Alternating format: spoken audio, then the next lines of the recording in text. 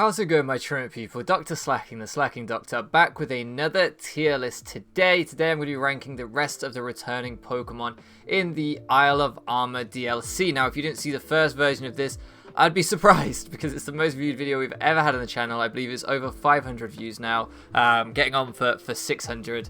So chances are, if you're watching this, you've probably seen that. Insane, absolutely insane. So let me begin by saying thank you all so much for the support on that one. There are quite a few new subs and stuff from that, so thank you guys for joining the channel, joining the truant people. And then we got some requests that now that the full list is up, to rank the remaining mons that did return the Isle of Armor that we didn't know were returning. So I thought, hey, that's the least I could do after you guys blew up that first video. So I have made some slight tweaks since last one. I need to give a huge shout out to my man Devious Ditto, aka Jake. I'll link his channel down in the description. He made this tier list for me just out of the goodness of his heart. So, like, a huge thank you to him. He even includes some of his own drawings, so you can see the Lycanroc, the Politoed, and there might be another one, but I think it's just those two he drew himself. So, yeah, huge thank you to him. I believe he does graphics work, so, yeah, plug, Jake. Go check him out. Anyway, moving beyond that, let's talk about the other stuff. I want to move a couple of these mons. This is exactly how I had them ranked last time.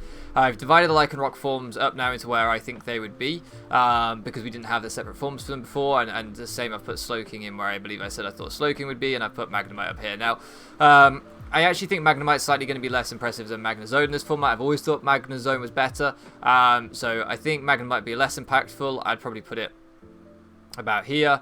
I might even move Lycanroc up. You know, I think Lycanroc Dust can be an incredible wall breaker, I think. So, yeah, just want to move those two around a little bit. I also want to move Dragalge up because if you don't know how I was ranking them in this video, I was ranking them based on how much of an impact I think they'll have on the metagame, not how good they are. So I don't think Slowbro is the best Pokemon on this list, but I think it will be drafted in every single league and have a huge impact in its role on Regenerator cores with things like Tangrowth and eventually Tornadus T.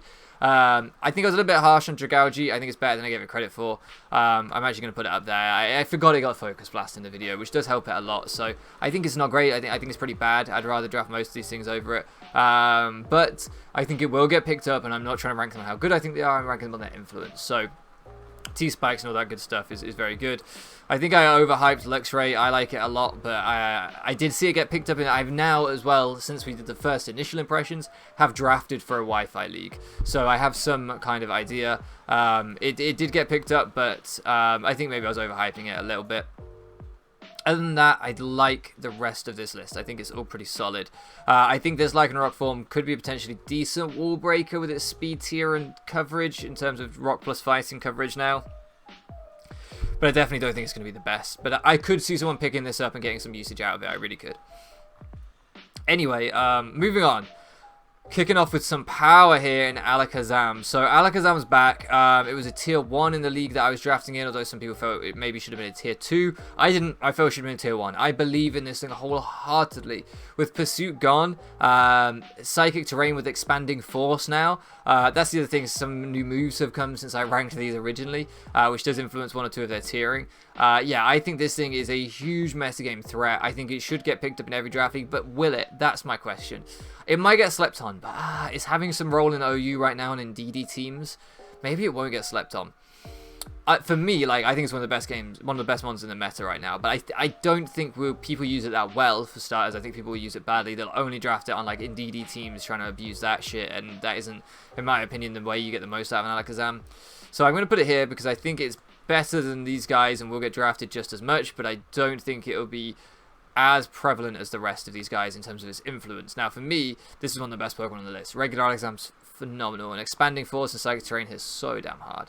Alolan Executor, interesting Trick Room setter, can Trick Room and then break itself. I think it gets physical or special coverage with good physical and special attack stats. I think it maybe gets Sword Stance as well, but I'm not 100% sure on that.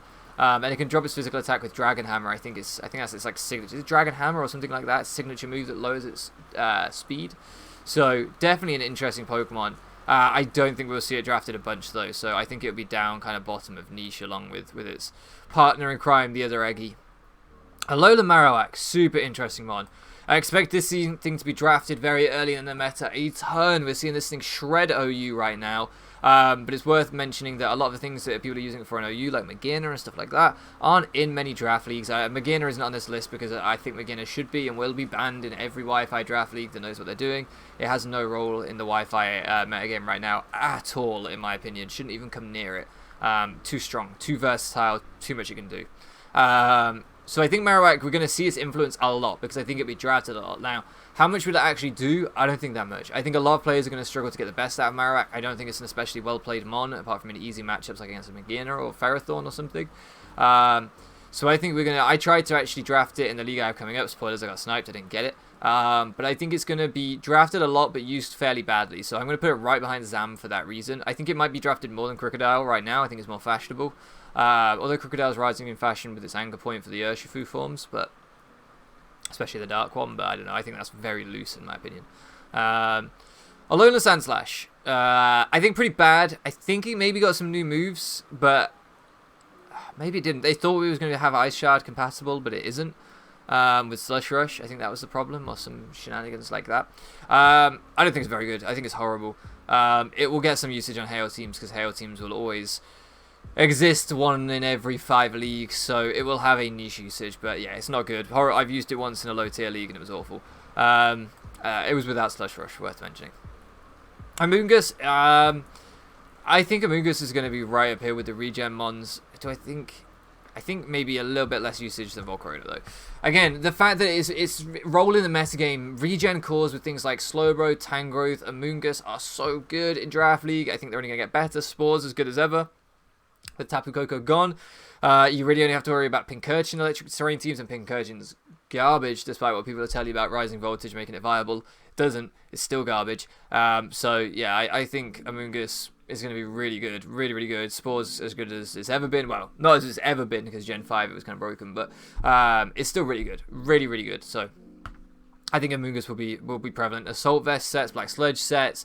There's a lot this one can do. People think that Amoonguss is just a fat little wall that you throw in. It's really not. Like, Amoonguss is almost more like a pivot. You throw it in, you sponge hit, you get a Spore off, you switch on the Sleep Zone, you throw. I got smashed the other day on in a showdown game.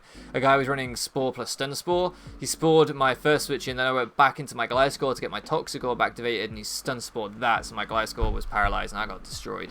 So yeah, Amoonguss is Amoonguss. Bouflon, I actually think, I'm going to put at the top end of niche. I think it's always been a pretty good wall breaker if you play it right. I picked it up in the MPL minors. It's good if you play it right. It hits like a truck, so it definitely can you hear that rain outside? I wonder if you guys can hear that. It's raining like crazy outside. My windows are open, but too late now.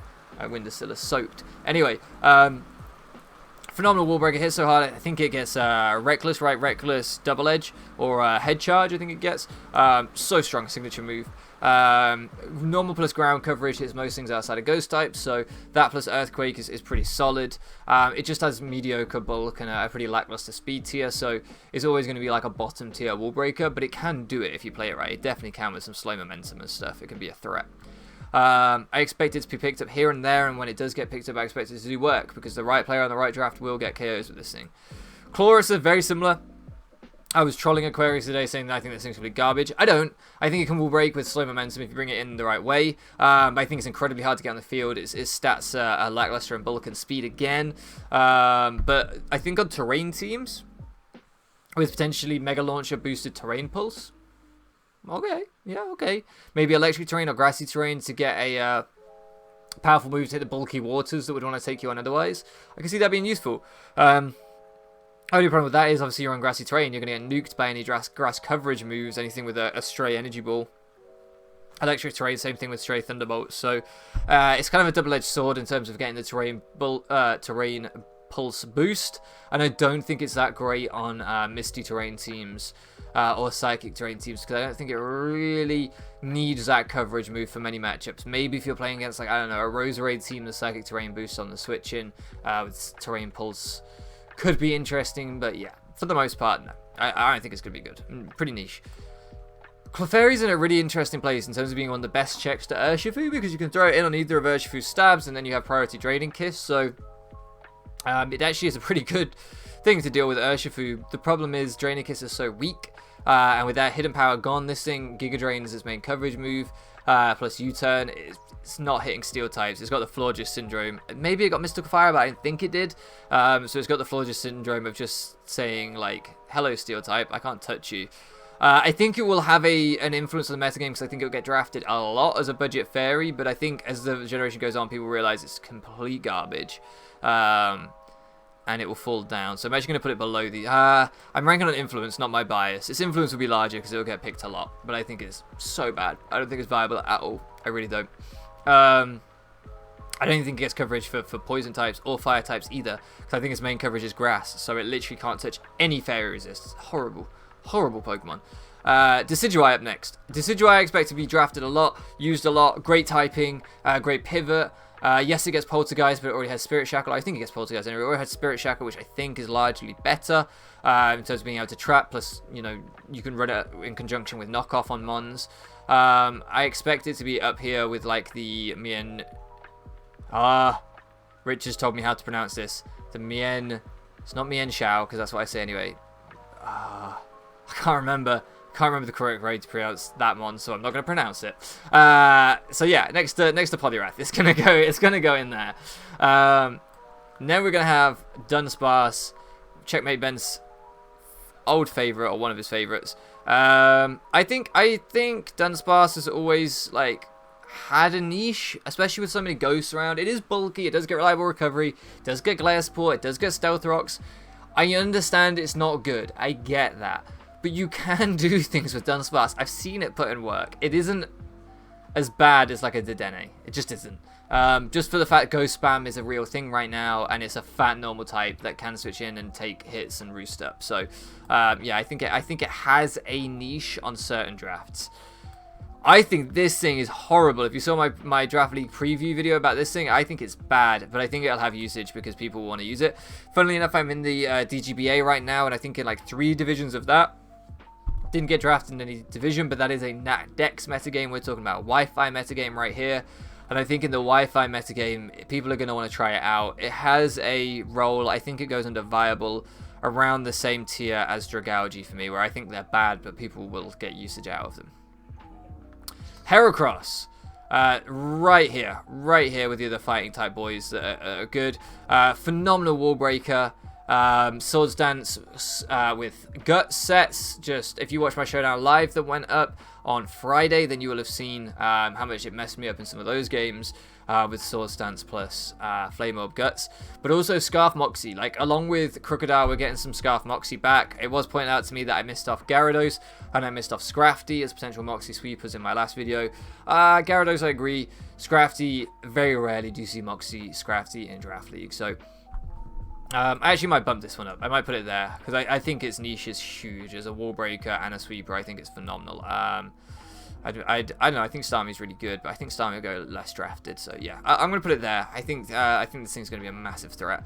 Next up, Incineroar will have a definite role. It actually got picked up and then dropped before week 1 of the league I'm in, which I find bizarre because I think this thing's really good. And I hate it. I hate Incineroar's design. Don't like it. But I think with heavy duty boots and stuff, I think this thing has a really good role in Draft League. I'm going to put it at the top of solid. I think we will see it in draft and stuff because people want their fire type to resist fairy types quite often. So it's a bit weird in Draft League. If you have an offensive steel, for example, and you don't pick up poison or whatever, I don't know. I can see it. It has some drawbacks to it on its typing, but it always has some bonuses, and I think it's really good. I think it's really, really good.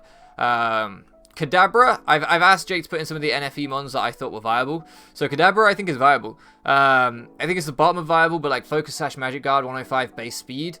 Don't sleep on this thing. It definitely, I'm going to put it top of niche actually. It has a niche, and I think it has a good niche, and it can be used better than anything else below here, frankly. Yeah, I think Sash Magic Guard sets can never be underappreciated.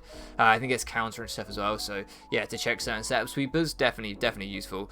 Klefki brings back some Spike Stack, brings back Fairy Steel typing alongside regular Mawile, but much better. Prankster Shenanigans, this thing definitely is solid in this metagame, 100%. Probably going to put it, yeah, around here. I think we'll see it drafted a lot. Really good typing. Magnet Rise sets can be really good on it. Prankster T-Wave, Prankster Spikes, Prankster Imprison to stop Defog. Now it gets Defog. Yeah, really good hazard stack mod on hazard stack offense. I like it. I like it. Lickitung, I've spoken about the prevalence of ghost types. I think this puts it, I actually think the top of viable. I think if you want a fat, normal Wish Passer, then sorry, not Lickitung, is the go-to pick. Like, I think this thing can rival the likes of Umbreon and Vaporeon in this metagame for being able to wish things up. Okay, it doesn't get Baton Pass, but we've spoken so much about ghost types and how strong they are, so I think that makes a Lickitung really, really good. Also, Curse sets, the one time I drafted it, I got a couple of sweeps with Curse Lickitung. Do not sleep on those sets, they are good. Heal Bell Cleric and stuff as well, so yeah, I think it makes it... I think it actually pumps it up to here. I think it's solid in this metagame. Chlorophyll, I can't even think this thing's name. Lilligant, I think is worse than Chlorophyll Executor without hidden power and no Weather Ball. I don't think it really doesn't have coverage for anything. I think it goes with Golduck now. I think it's one of the worst weather abusers. So yeah, I think down there. I don't think we'll see people using Lilligant at all. Weather Ball was a huge buff to so many Pokemon. I don't think it got it. If it got it, then it can hit stuff with that. Then maybe you could bump it up to niche on some Sun teams, but not many at all. Lopunny, no usage. Regular Lopunny is horrible. Until they give us Mega Lopunny, this thing has no usage at all. Worse than Dedenne, worse than anything. It's really bad. It's really, really bad. Decent speed tier, good enough move pool. U-turn, close combat, but with return gone.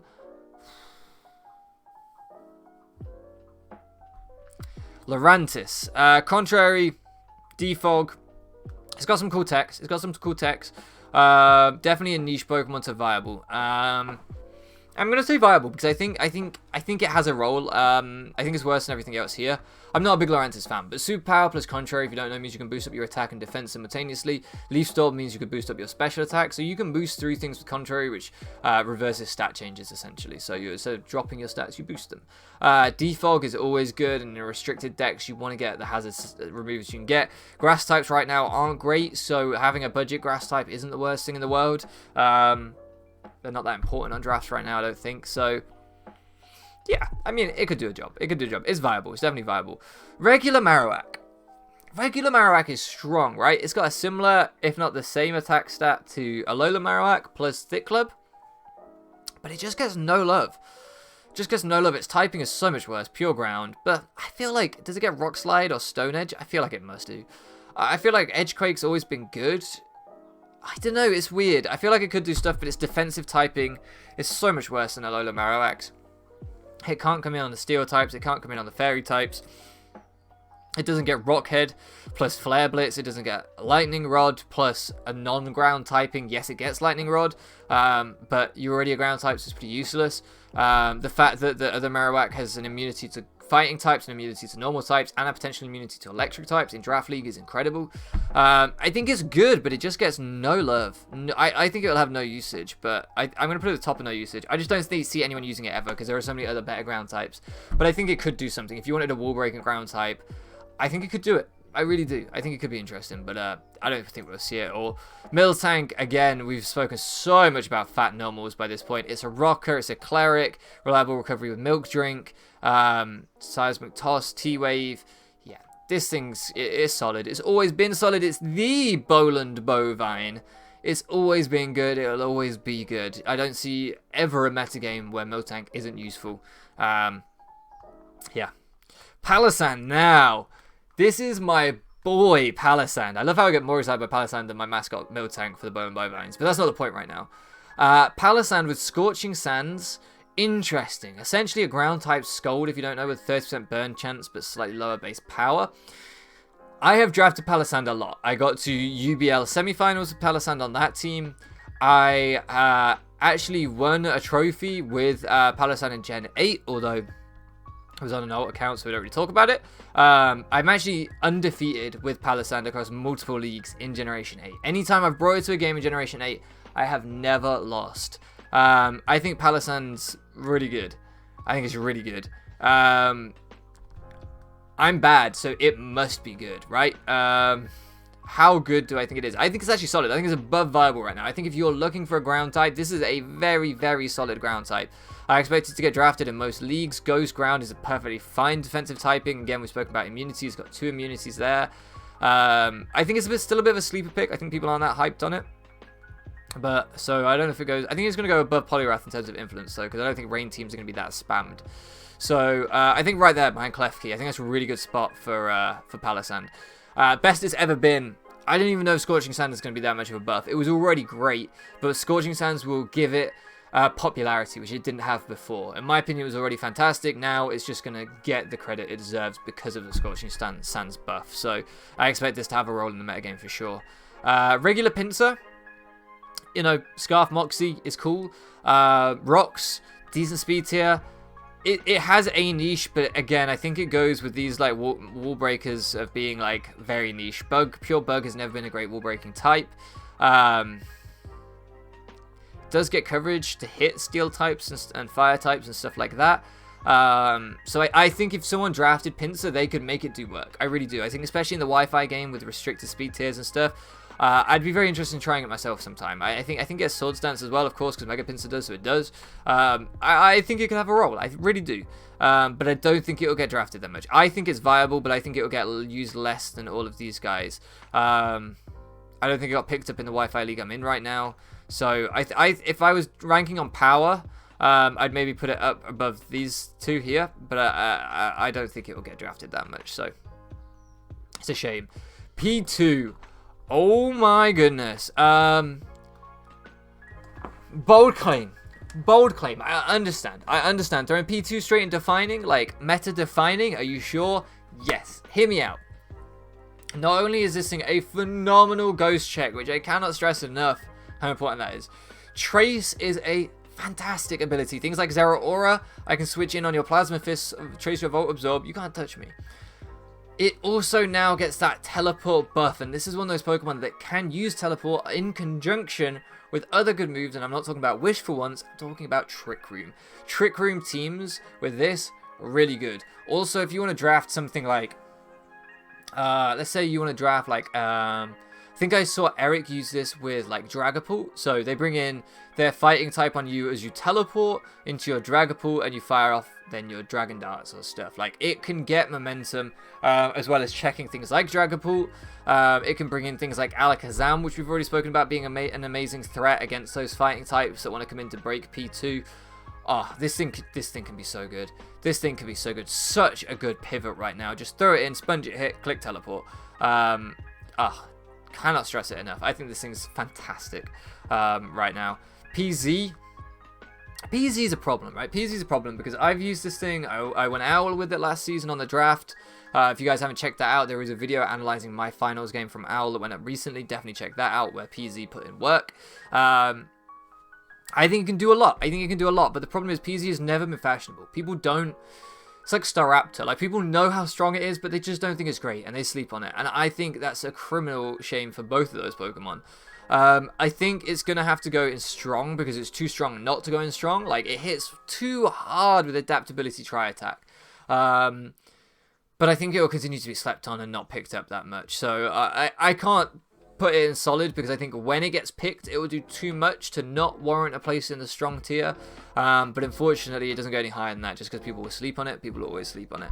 Also, with Teleport now, you know, you can bait in a bulky Steel type, click Teleport, and bring in your Magnezone or something, which is pretty nice. So I think good players will make Porygon Z do a lot this generation. Next up, Primarina.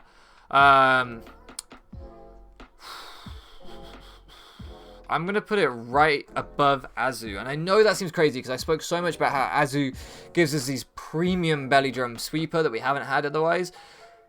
I think Primarina gives us a fairy type that we haven't necessarily had. Like, I think it's such a good bulky water / offensive water, bulky fairy / offensive fairy. It's really good, and I don't like this thing, but I think it's fantastic. And I think this metagame is so good. Me and Eric were looking at this thing for a draft we were doing the other day. Great ice resist, great like Weavile check. Yeah, with triple axle being spammed a little bit right now as well. Good mon, good mon. Scarf stats, Calm Mind was a huge buff to this thing.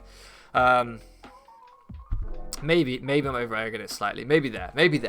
Because I think Azu's more impactful for the meta game. But I think this thing is so good. I think it's so good. I think it'll get drafted in every league it's in. I recommended this to a friend the other day that was looking for what to draft next in the Wi-Fi league with me. I recommended this. I was like, Primarina would look fire on your team. So good. So good. Regular Sandslash.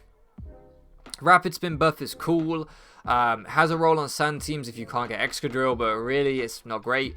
I'm going to put it in niche above its brother. No, I'm going to put it higher than that. I'm going to put it right next to above other Eggy, because I think as a spinner and a ground type, it has a niche beyond just weather. But realistically, like, maybe it's viable. Maybe we'll see it used more than I'm giving it credit for. I think we'll see it used a bit.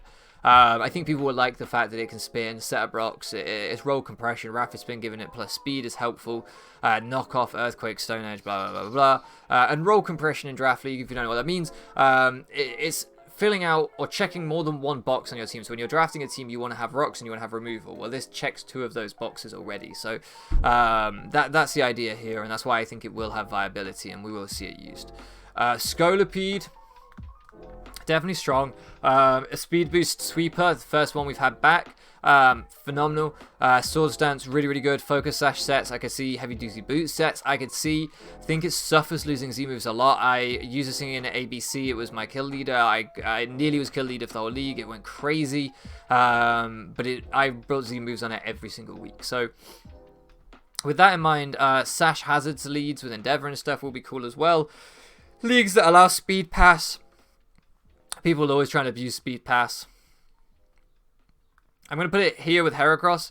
I actually think just below Heracross, I think the lack of Z-moves does hurt it a lot. But I do think we will see it drafted here and there. The problem is it will probably be tiered in tier 1, and then people won't want to pick it up as a tier 1.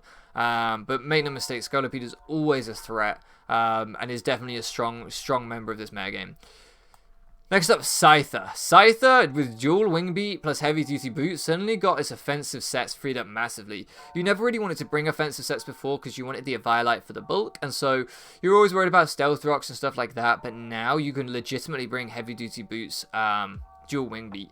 You don't have to kill yourself to recoil if you've got Brave Bird, which it doesn't, but you don't have to rely on wing attack or aerial ace for your predominant flying stab, and flying stab is better than bug stab in Draft League. So suddenly this thing got really, really good. If you don't know, dual wing beat I think is a base 60 power move, right? And it hits I think it's like 30 per, what is it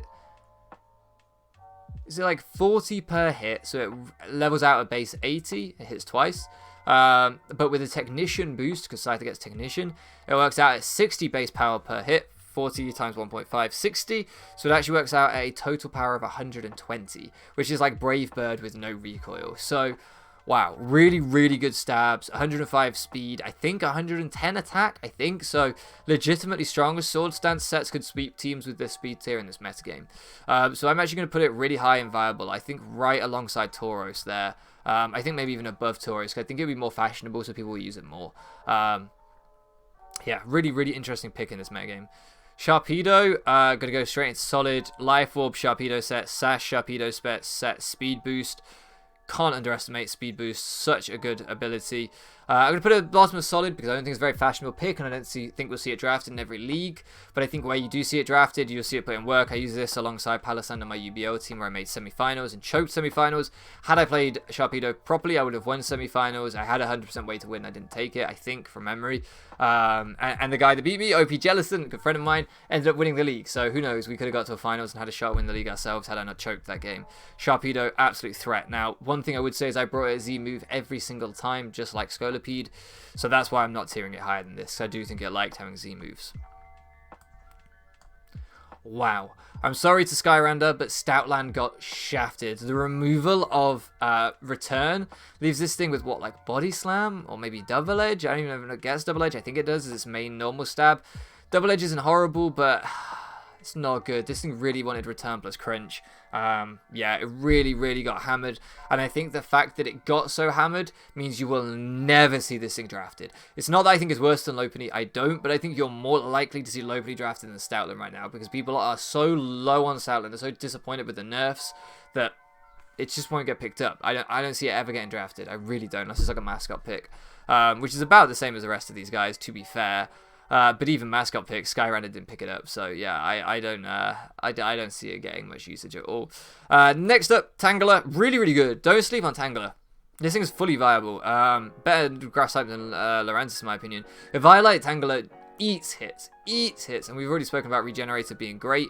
I would put this boy in between. No, I'm gonna go higher, right there. I think beyond those really good speed tier mons that we've already discussed, the value of speed tiers in a restricted dex metagame. I think Tangela is the next best after them because of its impressive bulk with the Violite, the fact it can soak up hits, and the fact that Regen is back, boys. Regen is back. I think it's very viable right now, and I think people will make use of it. Nearly there now. Tentacruel, Rapid Spin, Knockoff, T-Spikes, so much utility, decent defensive typing, decent bulky water, Swords Dance sets, definitely comes into viable. I think goes in solid actually. I'm going to put it, because I think we'll see it drafted a lot. Rapid Spin is, again, roll compression. T-Spikes, grounded poison type to soak up T-Spikes, Knockoff, and Rapid Spin. Huge roll compression in Tentacruel. I'm going to put it, I'm going to keep going. I'm going to keep going with it. I'm going to keep going.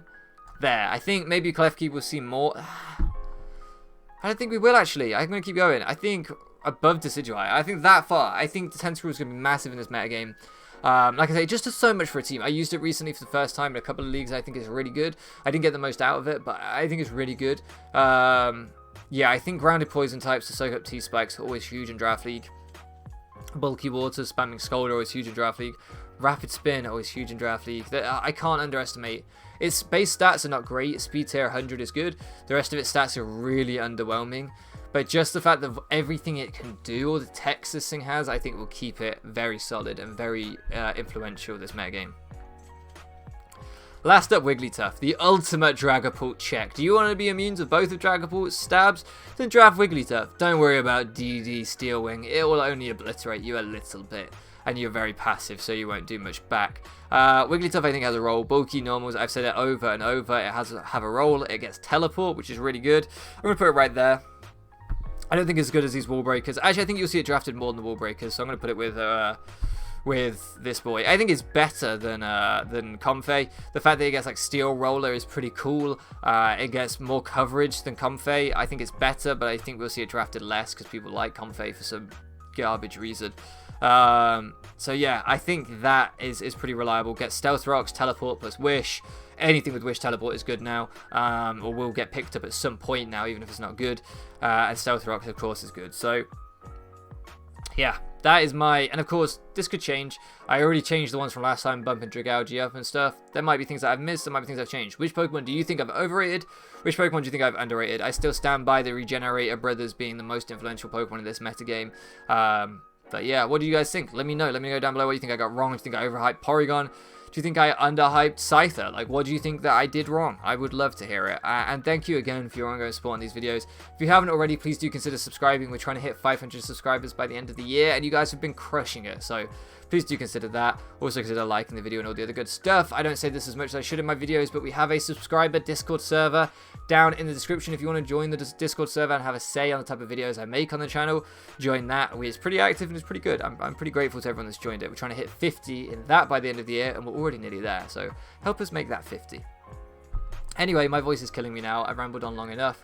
Thank you all so much for loafing around with me. Thank you to Jake again for making this tier list, and I'll catch you again next time.